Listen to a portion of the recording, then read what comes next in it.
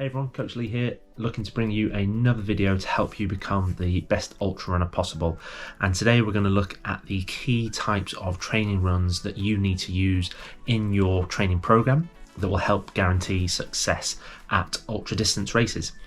And you'll be surprised that there are actually very few training runs. And I think the confusion being is that we see lots of different types of workouts. However, they all satisfy similar criteria in terms of what they're trying to develop from a fitness perspective. And that's how we're going to break down these training runs today, is looking at what type of fitness they're trying to develop. And then that obviously then opens the door to variations in that workout to obviously elicit the same adaptations.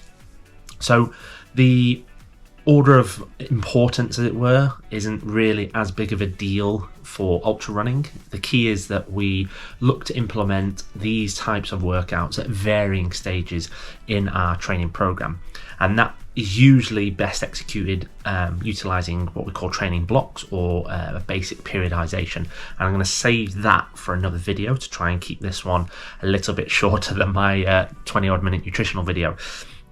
So we have 5 key training runs, and we're going to go from the easiest to the hardest. And along the way, I'll just kind of point out a few bits and pieces. Now, I'm not going to give you a percentage of max heart rate or a specific heart rate zone or a specific pace zone. The reason being is they are very individual, and the best way to then sort of put these training runs into heart rate zones or specific numbers for you is to do some form of fitness test. So we can do many field tests. I like to just use the 30-minute time trial, where I get my athletes to obviously conduct a warm-up, then they run 30 minutes at a fastest pace, run 30 minutes as fast as possible at a pace that is sustainable for that 30 minutes without seeing any drop off. So for most people, you're probably looking at something around the 10k pace if you've done a 10k before, or what we call a comfortably hard pace, where you can talk but you can only get out a couple of words or so before having to take a breath. It's not complete sentences. So I'd recommend you doing one of those first. Then from that 30 minutes, you take your average pace and your average heart rate, ideally using a chest strap monitor rather than the wrist-based heart rate monitor, because it's more accurate. And that is your lactate threshold, which I'll come on to in a bit more in a second. From there, you can use then something like a VDOT calculator, or in my opinion, use something like Training Peaks, where you can then input that data and it'll give you your training zones based on the zone principles that you follow. I follow the My Pro Coach 5-zone system, but there's obviously 3 zones, etc. And again, I'm not going to go too crazy with that because it's not really relevant.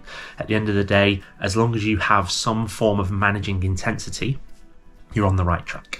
So conduct a fitness test first, get your zones, and then that will allow you to associate these training runs that I'm going to go through now with those particular zones, and you'll then have a pace value and a heart rate value. Obviously, if you're an ultra runner watching this and you run over varying terrain, the heart rate values are more important, because pace is really hard to follow when you're running over varied terrain, because obviously the pace is going to vary as well. So heart rate is going to be your better option, hence why I'd recommend that you invest in a heart rate strap, because it's more accurate. Yes, if you've got like the top end Garmin Fenix or something like that, those sort of wrist-mounted heart rate monitors tend to be a little bit better than, say, my cheap Forerunner 45 or whatever it is. But I still recommend that you look at getting something like a Garmin Dual or the Garmin Pro heart rate monitor, then get as accurate data as possible so those zones become more accurate to follow. However, with all that though, so again, for me, I'm a big believer in going off feel, because that allows you to focus on enjoying the process, enjoying running, and obviously enjoying race day as well, rather than being glued to the watch. So we also want to utilize and associate what we call a rate of perceived exertion, or RPE, with each type of training run. And that RPE is simply your subjective understanding of how hard that particular type of run is, and it's based on a score of 1 to 10, 1 being really easy, 10 being maximal effort. And the key is, when I say maximal effort, that's got to be relevant to the distance or duration that you're running. So when I say maximum effort for a particular run, such as running intervals, when I come to it later, those intervals are going to be at least a couple of minutes long. So you're not going to go and try and run that at your 100-meter pace. It's maximal effort to allow you to sustain that particular intensity for that duration. So again, we'll go into more detail on that. So you've got your zones, you've got an understanding of RPE. Now let's move on to the training runs. So the first run we have is what's called a recovery run. Now that is designed to, as the name suggests, promote recovery. So you may have heard the word active recovery bandied about a little bit. This is what we mean by a recovery run. It's a way for you to get out, promote blood flow, but without adding more fatigue to the system, because you're running at such a low intensity and also running at a relatively short duration. So recovery runs should be around a 4 to 5 out of 10 on the RPE scale. 4 to 5. So super comfortable, super easy, and a little bit easier than what you would consider your normal running pace. And like I said, they promote recovery, so we don't want to go too crazy with the duration of these either. You want to be capping it at about 60 minutes in duration. You don't want to be going more than an hour. My recommendations really don't want to be going more than 40 minutes.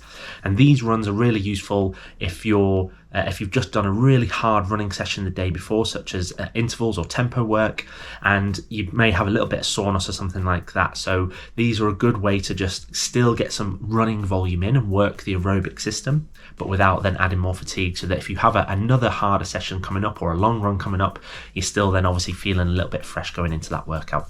So that's recovery run. The next is what we call an endurance run. Some people may refer to this as zone 2 running.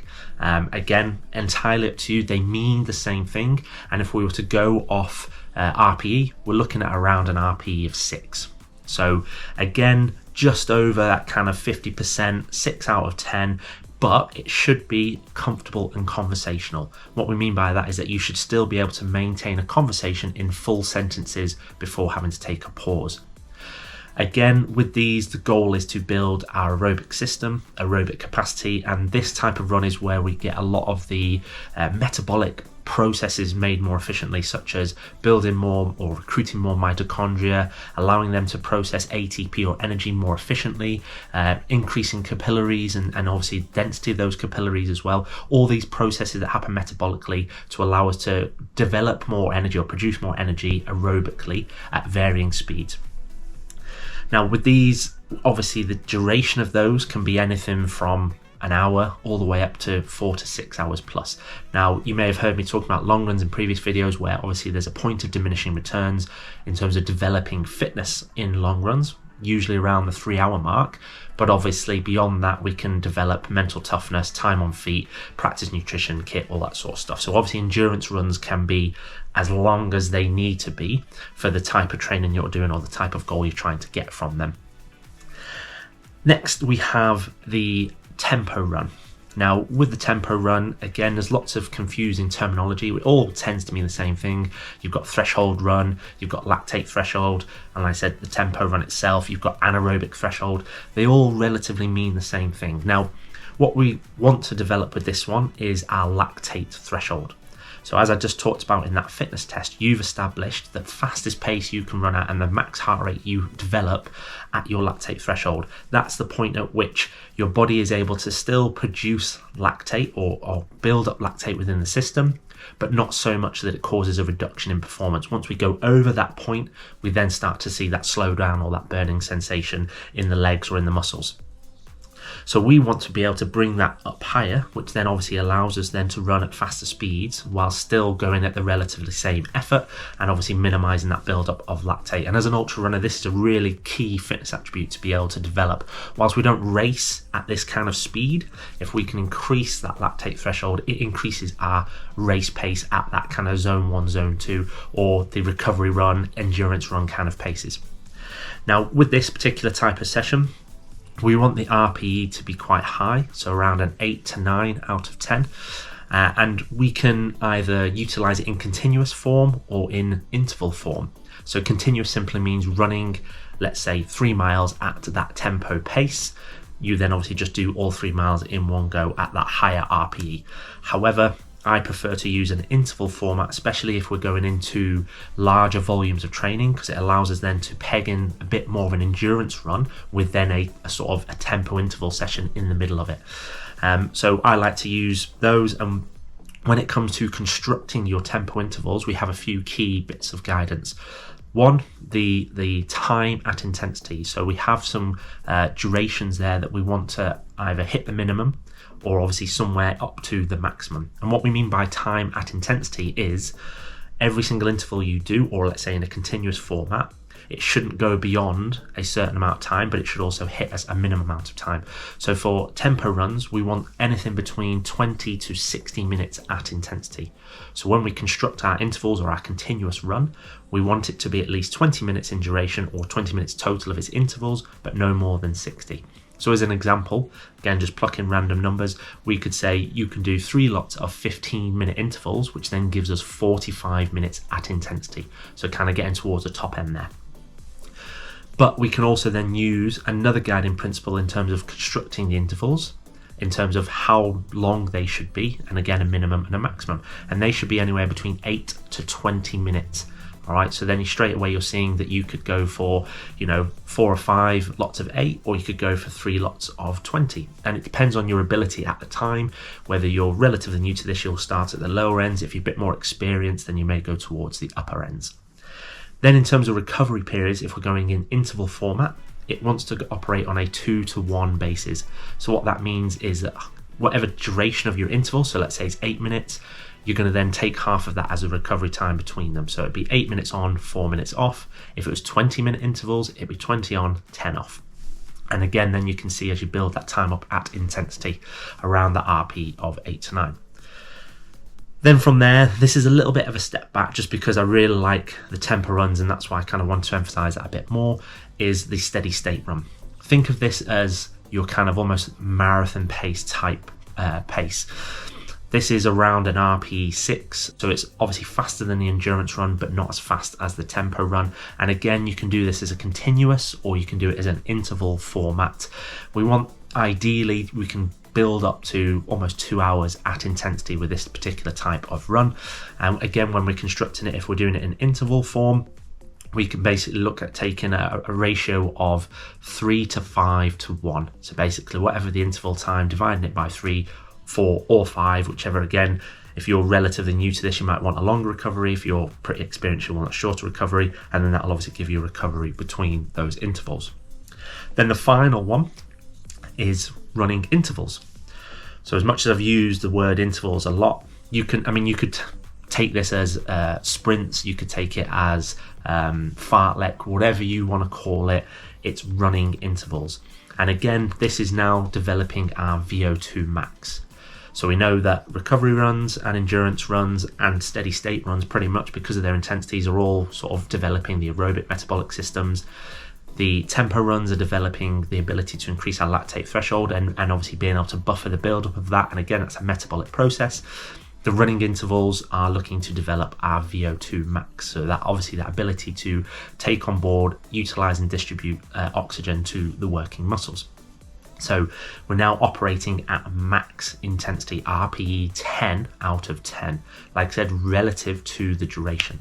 And we know again from the research that the intervals realistically should be longer than what you might think. So we're looking at 2 to 4 minutes in duration.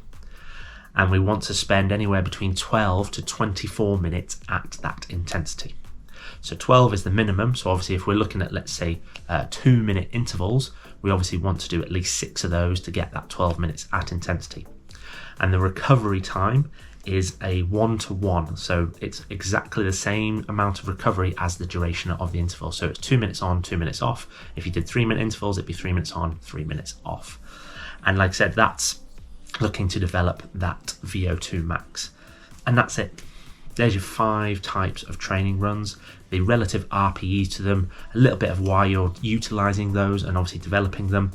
When we come to the next video, I'll go through periodizing those and when we potentially utilize those. But realistically, you should have some exposure to all 5 of those training runs at varying points in your training program. The key thing is, like I said there, in terms of simplifying that, is that you might go, well, what about this type of run or that type of run? Well, that's probably still going to fit into one of those categories. If you said about doing 800 meter repeats, how long does it take you to run 800 meters? it's probably getting towards the running intervals type of workout. If you talked about going, well, I'm going to do a threshold or a tempo run for 4 miles, or what if I did, a couple of easy miles and then 3 miles at harder effort and then a couple of easy miles, that's still a tempo run. So as much as you can pull all these different workouts, they all think about what fitness attribute you're trying to develop with them. Fartlek, okay, again, where you're looking at periods of high intensity with periods of recovery, is probably going to satisfy the running intervals criteria of looking at developing that VO2 max. So, but if you look at it from the lens of simplifying it into running categories and then populating those with workouts, you can then obviously utilize those at varying points in your program to keep some interest and some variety rather than just repeating the same workouts over and over again. However, I know with my athletes, until they start to see the point of hitting those maximal times at intensity, you can keep the same workout, the same relative structure, and just increase the duration of those intervals or the frequency of those intervals over time to get fitter. And then obviously carry out that fitness test that I mentioned at the start to then obviously monitor whether you've progressed or not. And that's it. That's your types of training runs. There's probably questions around that. Fire them over, chuck them in the comments as always. If you could like and subscribe to the channel and share it with other ultra runners or other runners that you might find this interesting. And as I've mentioned in my last video, we have my free coaching emails that I send out every week. There's a link in the description of the video to sign up to those. And again, my ultra running club is still taking on members up until the end of the year.